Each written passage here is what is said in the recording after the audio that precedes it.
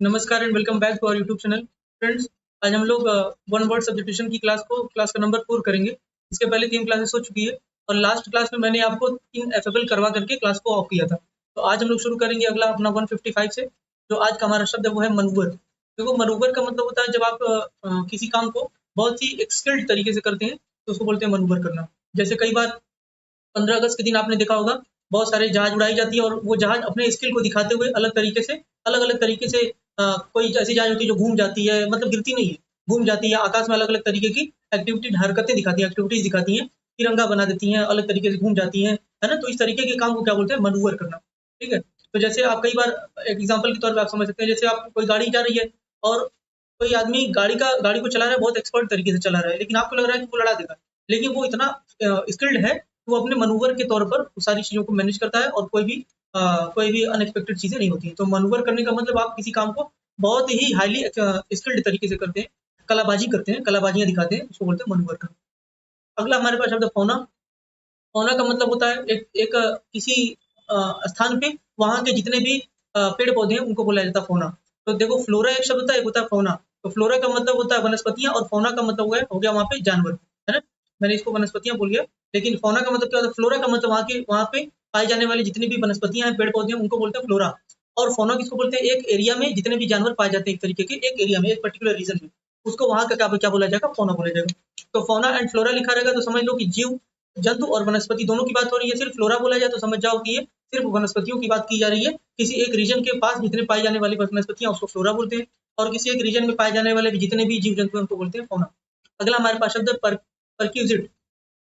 तो परक्विजिट जो है वो हमारा शब्द अगला है। परक्विजिट का मतलब होता है जब किसी कंपनी के अंदर आप काम करते हैं तो कंपनी का जो एम्प्लॉयर होता है, जो मालिक होता है, वो अपने एम्प्लॉइज को कुछ सैलरी के अलावा कुछ एक्स्ट्रा देता है। जैसे घर का खर्चा दे दिया, घर का मतलब कि रहने का रेंट का खर्च दे दिया, गाड़ी के आने जाने का खर्च दे दिया, मेडिकल फैसिलिटीज का खर्च वो बियर कर रहा है। तो ये सारी चीजें सैलरी के अलावा दी जाती हैं। जितने भी ये इस तरीके के इमोल्यूमेंट्स दिए जाते हैं, है ना, जो सैलरी के अलावा होती है। आपकी फिक्स सैलरी तो होगी ही, इन सारी चीजों के जो अलावा पैसे दिए जाते हैं आपको, या अलग तरीके से पैसे के अलावा भी जो आपको फैसिलिटीज दी जाती हैं, है ना, इसको बोलते हैं फैसिलिटीज इन काइंड्स। सामान के रूप में कुछ आपको फैसिलिटीज दी जाती है, उसको बोलते हैं परक्विजिट।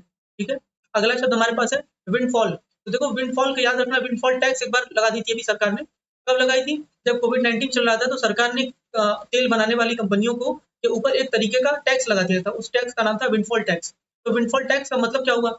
जब कोविड चल रहा था उस टाइम में तेल का प्रोडक्शन बहुत जगह पे ज्यादा हुआ था और चूंकि सारी दुकान फैक्ट्रियां बंद थी, प्रोडक्शन उतना सामानों का होता नहीं था क्योंकि मार्केट में डिमांड खत्म थी। तो इसके वजह से बहुत सारी कंपनियों ने जो तेल को एक्सपोर्ट करते, जैसे रशिया हो गया और यूएई हो गया, सऊदी अरबिया वगैरह, ये सारे जो देश हैं वो तेल का प्रोडक्शन तो करते थे, चूंकि उनका जो देश है तेल पे ही चलता है, तो प्रोडक्शन करते थे, लेकिन उनका तेल जो है मार्केट में बिकता नहीं था। तो तेल की सप्लाई इतनी कम हो जाने के कारण तेल का जो रेट था वो घट गया था और उसकी वजह से भारत ने तेल को बहुत ही सस्ते दामों पे रशिया से बहुत ज्यादा मात्रा में खरीदा, बहुत सारे देशों से खरीदा। उसमें मेन जो था रशिया था। तो रशिया से बहुत ज्यादा तेल सस्ते दामों पे हमारी भारतीय कंपनियों ने खरीदा, भारतीय सरकार ने भी खरीदा। तो इन भारतीय कंपनियों ने उस सस्ते तेल से अलग-अलग तरीके के पेट्रोलियम प्रोडक्ट बना करके दूसरे देशों में बहुत ज़्यादा हाई वैल्यू पे बेचा और वहाँ से मोटे मुनाफे कमाए। तो उन मोटे मुनाफे को जब वो कमा रही है, तो ये सडन एक तरीके का राइज़न है। अगर ये कोविड-19 नहीं आया होता तो इस तरीके का अनएक्सपेक्टेड फ़ायदा इन कंपनियों को नहीं मिलता। तो विंडफॉल का मतलब हो जाता है जब आपके साथ कोई unexpected piece of good fortune हो जाए, कोई आपके साथ बड़ी अच्छी चीज़ घटित हो जाए, है ना, अनएक्सपेक्टेड, जिसका आपको एक्सपेक्टेशन न था, उसको बोलते हैं विंडफॉल आ जाना। तो ये तेल का जो तेल से जो ये लोग कमा रहे हैं, कंपनियाँ जो हमारी भारतीय कंपनियाँ कमा रही थी, ये लोग जानती नहीं थी कि इतना जल्दी से इतना ज़्यादा महँगा हम खरीदेंगे। क्योंकि रशिया से सस्ता तेल मिल गया, इसकी वजह से इन्होंने इसको बना करके पेट्रोलियम प्रोडक्ट बहुत महँगे दामों पे बाहर बेचा और उसकी वजह से इन्होंने एक सडन अनएक्सपेक्टेड और जो प्रॉफिट था वो कमाया। तो इसी अनएक्सपेक्टेड प्रॉफिट की वजह से सरकार ने बोला कि भाई तुम ज़्यादा कमा रहे हो तो ज़्यादा हमें टैक्स दो, हमको थोड़ा और ज़्यादा पैसे दो। तो टैक्स इनके ऊपर एक हैवी अलग तरीके का टैक्स लेवी किया गया, जिसका नाम क्या था? Windfall tax. तो ये बात आप याद रखेंगे तो आप विंडफॉल याद रख पाएंगे। अगला हमारे पास शब्द है सर्कमस्टेंशियल। तो सर्कमस्टेंशियल का मतलब हो जाता है, सर्कमस्टांस का मतलब होता है परिस्थिति। जैसे मान लो कहीं पे मर्डर हुआ, उस मर्डर के दौरान, मर्डर होने के बाद पुलिस पहुंचती है, जांच पड़ताल करती है, वहां पे जो उसी प्रथम दृष्टि में पहले ही देखने में जो नजर में आते हैं, जो वहां पे एविडेंसेस, है ना, एविडेंसेस नहीं होता, एविडेंस होता, मैंने गलत बोला, एविडेंस का प्लूरल नहीं होता। तो जितने भी एविडेंस वहां दिखाई देते हैं उन एविडेंस को बोला क्या जाएगा? मौका वारदात जिसको बोलते हो, सर्कमस्टेंशियल एविडेंस। तो जब जिस मौके पे वो वारदात हुई थी, उस मौके पे मौजूद जितने भी एविडेंस है उनको क्या बोला जाएगा? सर्कमस्टेंशियल एविडेंस, यानी मौके पे मिले गए, क्राइम सीन के पास मिले गए जितने भी क्लूज थे उनको बोला जाएगा सर्कमस्टेंशियल। तो clues available at the scene, जब सीन थी उसके पास जितने भी अवेलेबल क्लूज थे उसको क्या बोलते हैं? सर्कमस्टेंशियल। अगला हमारे पास शब्द है स्टो अवे। स्टो अवे उस व्यक्ति को बोलते हैं जो बिना टिकट के और एक पैसेज लेकर के मतलब बचा करके यात्रा करना चाहता है। जैसे बहुत सारे लोग होते हैं बस में या कहीं जाना, उनके पास पैसे नहीं है, टिकट नहीं लिया और बैठ करके चले गए, स्केप करके चले गए चोरी से, तो इस तरीके के लोगों को बोलते हैं stowaway. Stowaway one hides away in a ship और passenger vehicle to obtain a free passage, है ना, फ्री पैसेज के लिए, फ्री यात्रा के लिए इस तरीके का काम करते हैं, इनको बोलते हैं स्टो अवे। अगला हमारे पास शब्द है कॉस्मोपॉलिटन। तो कॉस्मोपॉलिटन उस व्यक्ति को बोलते हैं, कॉस्मोस का मतलब होता है पूरी दुनिया, है ना, तो ऐसा व्यक्ति जो मानता है कि पूरी दुनिया में मैं भ्रमण कर सकता हूँ, पूरी दुनिया मेरा परिवार है, ऐसे व्यक्ति को बोलते हैं cosmopolitan. One who is a citizen not of a country but of the world. ऐसा व्यक्ति जो मानता है कि मैं सिर्फ एक देश का नागरिक नहीं हूँ, मैं पूरी दुनिया का नागरिक हूँ, पूरी दुनिया मेरी है। That that the entire world belongs to me. ये पूरी पूरी जो कायनात है हमसे बिलोंग करती है, मैं इस कायनात का हूँ पूरा, तो उसको बोलते हैं कॉस्मोपॉलिटन। अगला हमारे पास शब्द है रोटंडा। तो रोटंडा का मतलब क्या होता है, देखो ये रोटंडा से याद रखना, राउंड, है ना, राउंड का मतलब होता है गोल। राउंड का मतलब क्या होता है, गोल। तो रोटंडा का मतलब कोई भी गोल सी बिल्डिंग, है ना, कुछ ऐसी बिल्डिंग देखी होगी ना, सर्कुलर टाइप की, जैसे इस तरीके की बिल्डिंग बनी है, ये आगे इस तरीके का गुम्बद टाइप का बना रहता है, गोल सा, है ना। मस्जिद देखी होगी, मस्जिद, तो मस्जिद में जैसे ताजमहल, ताजमहल कैसा है, ताजमहल के अंदर जब जाओगे तो गोल सा ऐसे बना, वो पूरा ना उसकी बिल्डिंग जो उसका डूम है, डूम वो गोल सा बना, उसे बोलते हैं रोटंडा।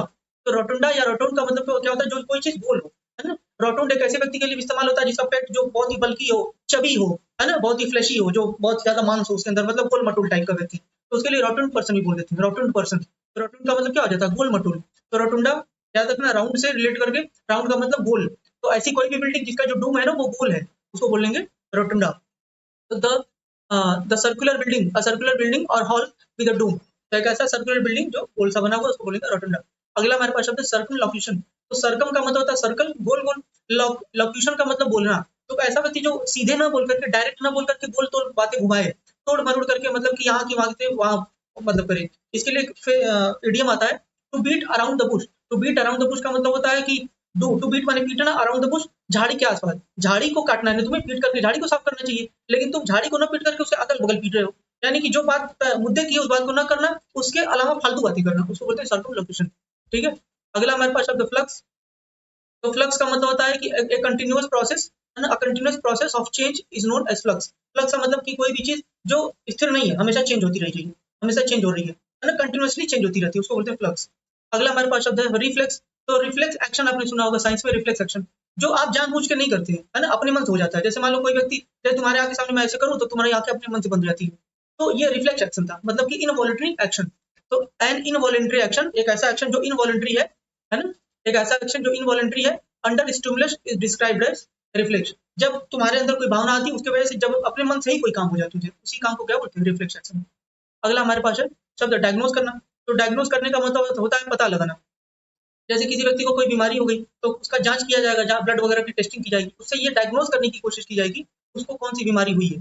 तो डायग्नोज करने का मतलब क्या, डिटरमाइन करना, पता करना, है ना, ये निश्चित करना द नेचर ऑफ डिजीज की, कौन सी बीमारी हुई है। अगला शब्द हमारे पास है नॉक्टर्नल। नॉक्टर्न, देखो याद रखना, नॉकस, नॉक लिखा रहे, नॉकस लिखा रहे, इसका मतलब होता है नाइट, रात, है ना। तो नॉक्टर्नल का मतलब क्या हो जाएगा, ऐसा व्यक्ति जो रात में चलता हो, रात में चलता हो या रात से रिलेटेड हो, इसको हिंदी में बोलते हैं निशाचर, है ना, जो रात में चलने वाला है। तो नॉक्टर्नल का मतलब देखो लिखा हुआ ना, अकरिंग एट नाइट, जो रात में हो, तो क्या आप बोलोगे, नॉक्टर्नल। यहाँ से एक और शब्द याद रखना, नॉक्टर्ने। नॉक्टर्ने लास्ट में एन ई रहेगा, नॉक्टर्ने। नॉक्टर्ने का मतलब होता है ऐसा म्यूजिक जो रात में सुना जाता है, गाड़ी चला रहे हैं रात में 10-12 बजे, ट्रैवल पे निकले, धीमे धीमे म्यूजिक बजा रहे हैं, तो उसको बोलते हैं नॉक्टर्ने। अगला शब्द हमारे पास है क्रोनोलॉजिकल। तो क्रोनस का मतलब देखो रूट वर्ड है, क्रोनस का मतलब होता है टाइम, क्या होता है मतलब टाइम। तो क्रोनस का मतलब टाइम हो गया, और क्रोनस का मतलब टाइम हो गया, तो जब क्रोनोलॉजिकल का मतलब जैसे तुमसे पूछ दिया जाता है कि 4 वंश दे दिया गया, 4 डायनेस्टी दे दी गई, बोल दिया गया कि इसको क्रोनोलॉजिकल ऑर्डर में अरेंज करो। तो क्रोनोलॉजिकल ऑर्डर में अरेंज करने का मतलब क्या हो गया कि उस जो भी डायनेस्टी का नाम लिखा गया था उसको टाइम के अकॉर्डिंग अरेंज करो, जिस टाइम पे वो आया था, जो पहले आया था उसका नाम पहले, उसके बाद जो आया था उसका बाद में, उसके बाद जो आया था उसके बाद में, इस तरीके से क्रोनोलॉजिकल ऑर्डर में आपने अरेंज कर दिया। तो arrangement arrangement in order of occurrence, जैसे जैसे वो घटनाएं हुई थी वैसे आपने टाइम के अकॉर्डिंग उसको अरेंज कर दिया, दैट इज कॉल्ड क्रोनोलॉजिकल। अगला शब्द हमारे पास है जेनेटिक्स। तो जेनेटिक्स का मतलब मालूम ही है आपको, जेन से, जेन या जेनेटिक्स का मतलब होता है हेरिडिटी, कि जिसको आप जीन कह देते हैं, जीन, आनुवंशिकता। तो जेनेटिक्स का मतलब क्या हो गया, जो साइंस ऑफ हेरिडिटी, है ना, जिसमें हेरिडिटी के बारे में पढ़ा जाता है, आनुवंशिकता के बारे में जानकारी ली जाती है, तो बोलते हैं जेनेटिक्स। इलोप करने का मतलब क्या हो जाता है, जब एक लड़का किसी लड़की के साथ घर छोड़ करके भाग जाता है शादी वादी करने के लिए या जो भी, एक लव रिलेशनशिप में। तो इस तरीके के काम को क्या बोला जाता है? इलोप करना। जैसे घर से भाग जाना, देखो लिखा हो ना, to run away with lover, अपने लवर के साथ घर से भाग जाना। एक लड़का लड़की दोनों घर से भाग जाते हैं, इसको क्या बोलते हैं? इलोप करना, इलोप हो जाना। अगला शब्द हमारे पास है जॉन्टली। जॉन्टली का मतलब होता है with much liveliness and sense of purpose, जिसके अंदर बहुत ही ज्यादा, जिसको हम लोग कई बार बोलते हैं बहुत ही जॉकुलरिटी से कोई काम करना, बहुत ही जिंदा दिली से करना, है ना। तो जॉन्टली का मतलब क्या हो जाएगा? कोई भी काम ऐसा करना जिसमें बड़ा ही लाइवलीनेस हो, जिंदा दिली से करना, उसको क्या बोलेंगे? जॉन्टली। अगला हमारे पास शब्द है हॉल्यूसिनेशन। तो हॉल्यूसिनेशन एक तरीके की बीमारी कंसीडर की जाती है ना। Seeing something which is not actually present. कुछ लोग ऐसे होते हैं जैसे उनको लगता है कि सपने देखने लगते हैं दिन में ही, जैसे लगता है उनको वहां पे कुछ है, लेकिन ऐसा वास्तव में होता नहीं है। उनको एक भय हो जाता है अंदर से कि मैं कुछ देख रहा हूँ। तुम अगर वहीं पे बैठे हो, उनको लगेगा कि अरे यहाँ पे देखो ये भूत है, यहाँ पे कोई आदमी है। इस तरीके का उनको अनुभूति होता है ना। ये उनके मेंटल डिसऑर्डर के कारण होता है। तो एक तरीके की बीमारी है जिसमें कोई व्यक्ति जबरदस्ती या जबरदस्ती नहीं कर सकता, मतलब उसको ऐसा महसूस होता है कि वो कुछ अपने मन से एज्यूम करता है कि यहाँ पे कुछ प्रेजेंट है, उसी को बोलते हैं हॉल्यूसिनेशन। तो seeing something which is not actually present, कुछ हमेशा दिखाई देता है उसको जो हमेशा कहीं है ही नहीं। ठीक है।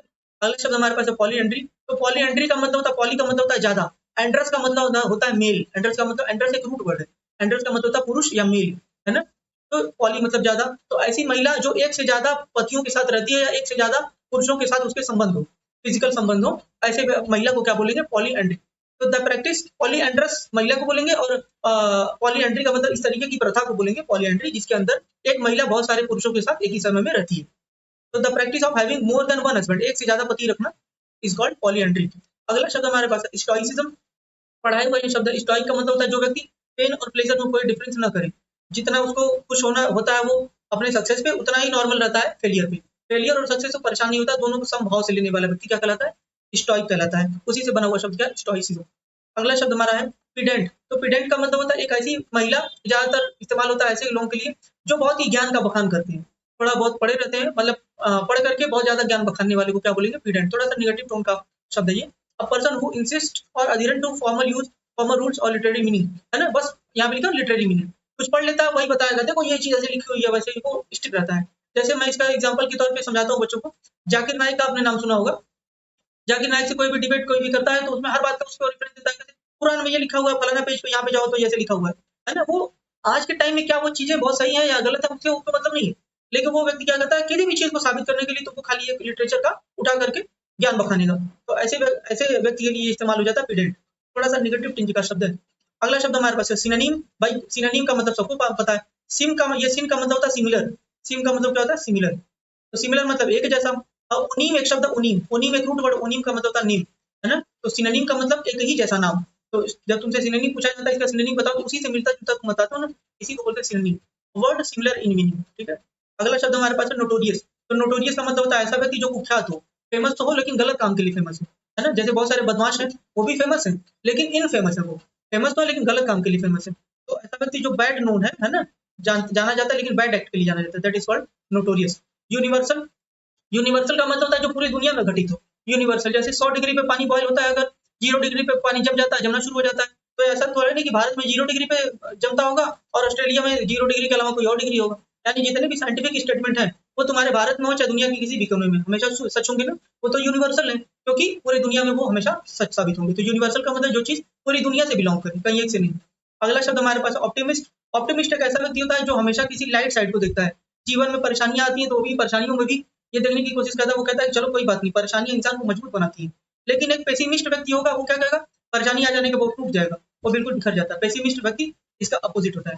तो ऑप्टिमिस्ट का मतलब एक ऐसा व्यक्ति जो हमेशा जीवन के लाइट साइड को देखता है, अच्छी चीज को, होपफुल रहता है हमेशा जीवन के बारे में। अगला हमारे पास शब्द है बैरोमीटर। तो बैरोमीटर एक तरीके का मीटर है। क्या करने के लिए? ये एटमॉस्फेरिक प्रेशर को मापने के लिए, एटमॉस्फेयर के दाब को मापने के लिए बैरोमीटर का प्रयोग किया जाता है।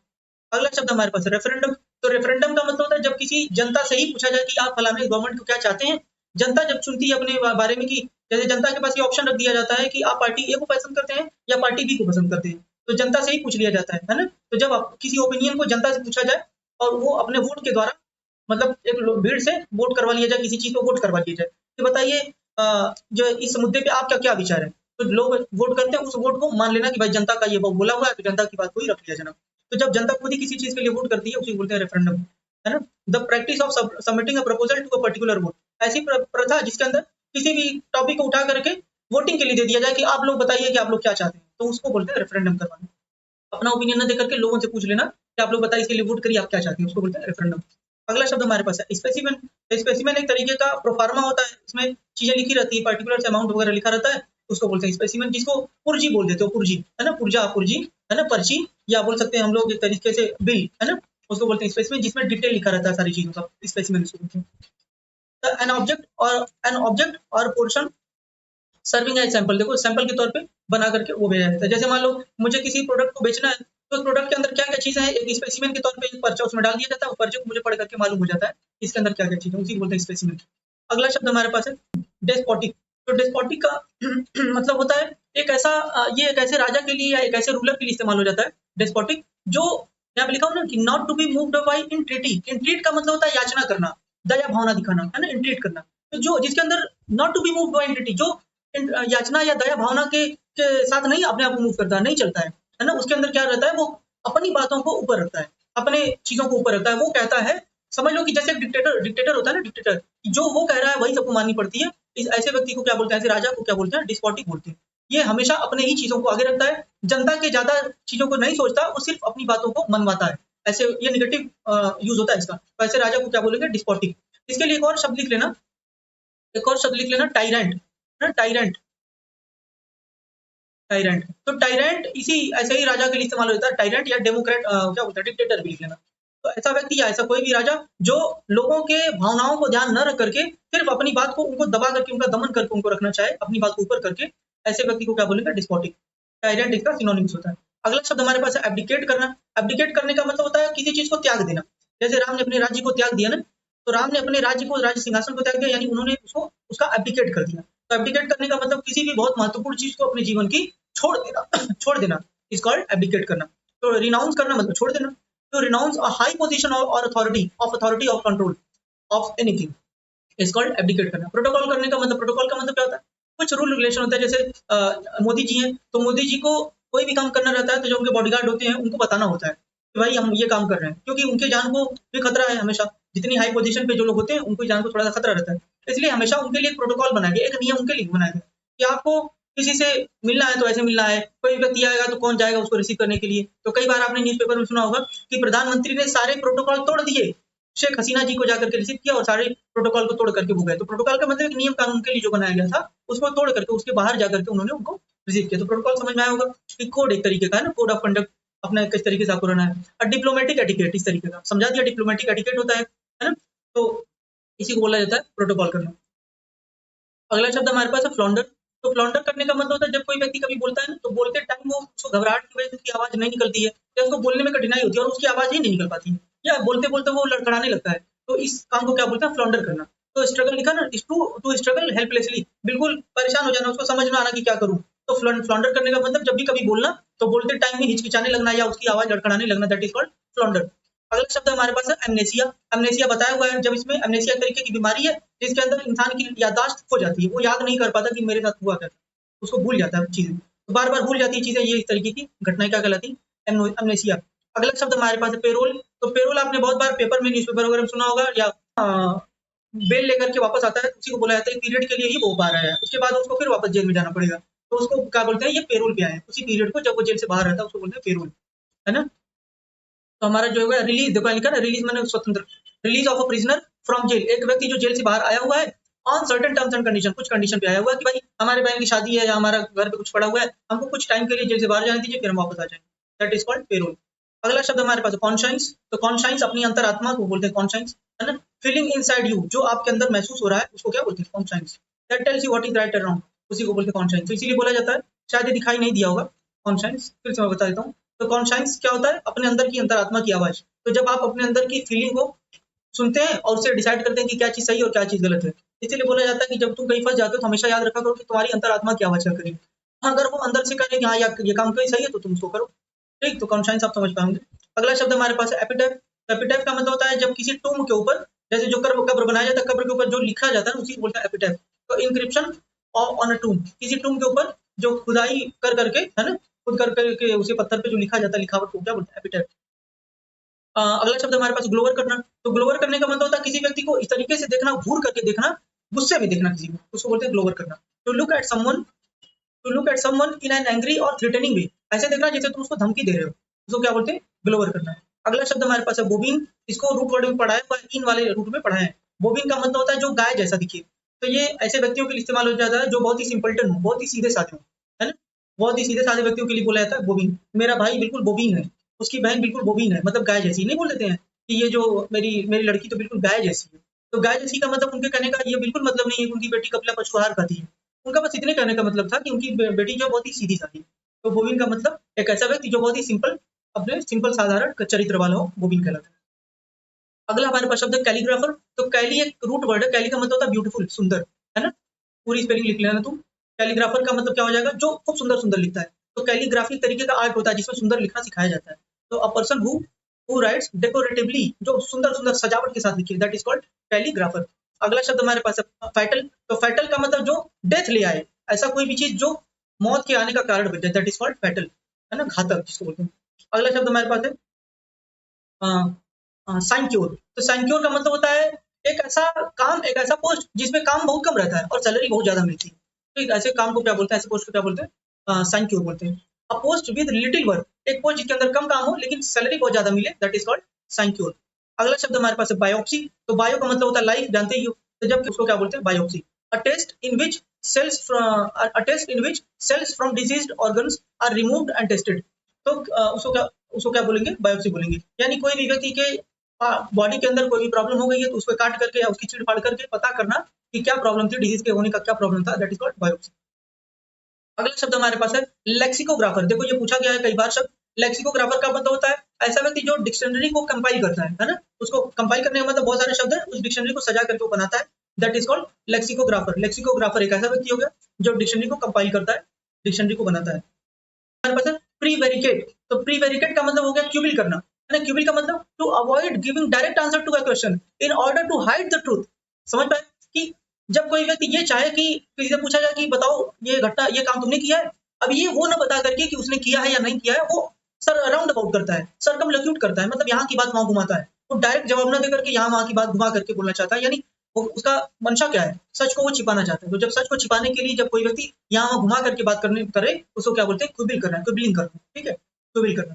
अगला शब्द हमारे पास है ब्लास्फेमी। तो ब्लास्फेमी सबको मालूम है लगभग, इसके ऊपर एक बड़ा पाकिस्तान में चर्चे में रहता है, देखो ये कि इन्होंने कुरान का वो कर दिया, अपमान कर दिया। कोई भी व्यक्ति इस्लाम के थोड़ा सा भी कुछ खिलाफ बोल देगा, हालांकि कुछ गलत भी हो रहा है इस्लाम के अंदर, कुछ बोल देगा तो उसको बोला जाएगा ये अल्लाह के खिलाफ बोल दिया, इसने भगवान के खिलाफ बोल दिया, है ना, उसको ब्लास्फेमी के लिए सजा दे दी जाती है। तो ब्लास्फेमी का मतलब हो जाता है जब आप कोई इम्पार्शली, मतलब कोई ऐसा कोई बात कहते हैं भगवान या रिलीजियस चीजों के बारे में जो आपको नहीं करनी चाहिए थी, उसके खिलाफ कुछ बोलना, भगवान या रिलीजियस चीजों के खिलाफ कुछ बोलना क्या कहलाता है, ब्लास्फेमी कहलाता है। हमारा आज का लास्ट शब्द क्या है, इंसॉल्वेंट। इंसॉल्वेंट का मतलब एक ऐसा व्यक्ति जो अपने कर्जों को चुकाने के लिए लाइबल, मतलब कर्जों को चुकाने के लिए कैपेबल नहीं होता है, उसकी जितनी भी लाइबिलिटीज हैं उसके पास इतने पैसे नहीं होते तो वो अपने कर्जों को चुका पाए। A person who has no money to pay off his debts, अपने कर्जों को चुका पाने के लिए उसके पास पैसे नहीं होते, that is called insolvent person. तो 2 सवाल हो गए हैं, इसके आगे हम लोग कंटिन्यू करेंगे। चैनल पर अगर आप नए विजिट कर रहे हैं तो आप चैनल को सब्सक्राइब करिए, वीडियो को लाइक करिए और अपने फ्रेंड्स या अपने जो भी ग्रुप है उसमें जरूर शेयर करिए। Keep watching, thank you so much.